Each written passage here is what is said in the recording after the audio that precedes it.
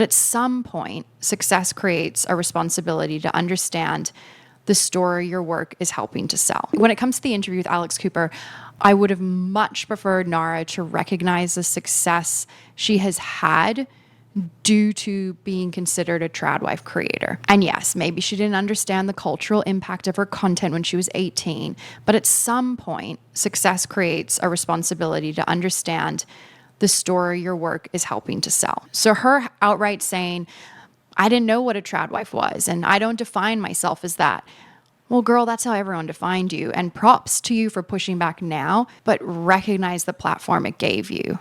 And then tell us who you really are. And I think the rationale she had as to why she's not a Tradwife is she read out the definition and then she said, well, I'm not a Tradwife because I actually like to cook, girl same.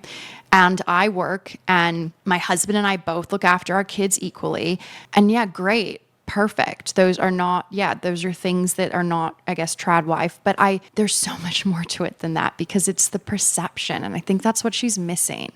Like you may be all those things, but you don't position yourself as that. None of your content is that. All your content of the last 2 years is always like, my husband wanted this, my children wanted this. And you're always at home seemingly. And I think she just took a very basic approach to a very nuanced conversation. And I wish more people did this where they just approached these types of conversations with much more authenticity in terms of recognizing maybe you were slightly at fault. And if you aren't this type of person, then say, maybe my content was misleading and go with that and then do better. I just hate the lack of accountability that you see throughout the spectrum of people in the public eye.